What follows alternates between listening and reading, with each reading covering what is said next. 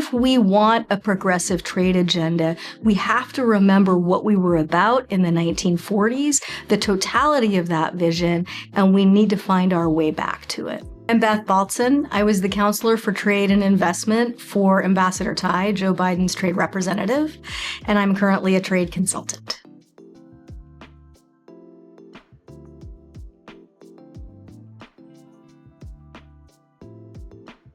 A progressive trade policy in 2025 is best understood by going back to the last time we faced serious challenges with a rise of authoritarianism in the context of extreme inequality, not just in the United States, but around the world. And that was when Franklin Roosevelt took office as President of the United States in 1933.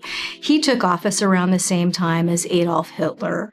Roosevelt was extremely aware of the collapse of constitutional democracies in Europe and felt that economic precarity for working people, for the middle class, had contributed to the demise of democracy and the rise of authoritarianism. That informed his approach to the New Deal. At its heart, the New Deal was about the balance of power between working people and corporate tycoons. We had seen that in the Gilded Age, the robber barons had so much power, economic power, political power. They used that power in ways that were exploitative of working people. What FDR did through the Wagner Act, through strengthening the hand of working people to organize and bargain collectively, he empowered them to be able to stand up to this extreme form of corporate power. He also had a very aggressive anti-monopoly enforcement team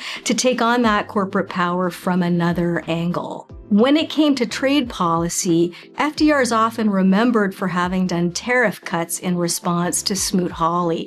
That is a misremembering of what FDR was actually about. What he wanted out of a trade policy, especially as we were closing in on the end of World War II, was to internationalize the New Deal. When you look at the blueprints for what the United States wanted, negotiating with Canada and the United Kingdom and newly independent India, what the United States was looking for was to replicate that better balance between working people and corporations. That ended up being memorialized in the International Trade Organization Charter, of which the General Agreement on Tariffs and Trade, the part that survived, was just a piece. The International Trade Organization itself didn't end up getting established because corporate power in the United States didn't like what was in the charter. It didn't like the worker rules. It didn't like the anti-monopoly rules.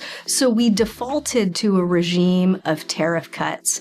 But it's really important to remember that that's not what FDR was about. When it came to the 1990s and we decided to launch the World Trade Organization, we forgot what we had been about in the 1940s, that original vision for the International Trade Organization, and we ended up with a set of rules that looks much more like the internationalization of Reaganomics and Thatcherism than it does the internationalization of the New Deal.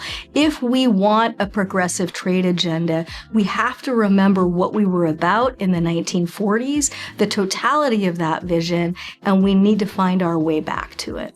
The current administration invokes the 1890s as a big part of its economic policy, whether it's the McKinley tariffs or whether it's getting rid of the income tax, which came about in 1913 precisely because it was a more equitable way to fund the government. Reversing the income tax and jacking up tariffs across the board seems to be an effort, along with the deregulatory agenda, to return us to the Gilded Age. We know that the New Deal followed the Gilded Age. It was a response to the Gilded Age, and we can hope for that again, because the kind of inequality that we're seeing that's going to be aggravated, not ameliorated by the totality of these policies, is something that working people are going to want to address.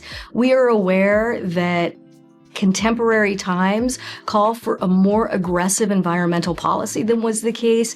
Even when FDR was active, they were sensitive to conservation issues. That is also part of the International Trade Organization framework, but we recognize the threat of climate. We recognize that it is unequal and that poor people are disproportionately affected by the climate crisis. We are going to look at a Green New Deal as part of the totality of responses to the inequality and unfairness we see in the economic system today. When we talk about populism, I feel it's important to distinguish between economic populism, which is a response to inequality and exploitation, versus the kind of nativist populism that is so often associated with racism and hostility towards immigrants. On economic populism, we should understand the roots of economic populism and why that's appealing to working people, and make sure that we have policies that are designed to address some of those very legitimate grievances, including the way we design trade rules, which were not beneficial to working people. It was a series of trade rules that essentially tolerated unfair competition. It was trickle-down trade. We know that trickle-down economics doesn't work for working people. Let's get back to a place where we are more realistic about how the economy works, not taking our cues from introductory economics, which is not the real world, and make sure we're responding to the needs of working people. If we do that, economic populism will be something that is good for working people, and we can stay away from the reaching towards nativism and racism and hate that sometimes gets fused with economic populism, but is absolutely not the same thing. If we're going to navigate this space, and we're going to navigate it in a way where working people who are aggrieved by the exploitative nature of some of the trade rules that we've allowed into the system, we have to understand the way they experience the concept of tariffs. Hearing the word tariffs in some cases is synonymous with somebody simply recognizing that the promise of free trade didn't bear the fruit that we were hoping for. It doesn't mean we can't have trade. We can have trade, and there is solidarity among working people across borders.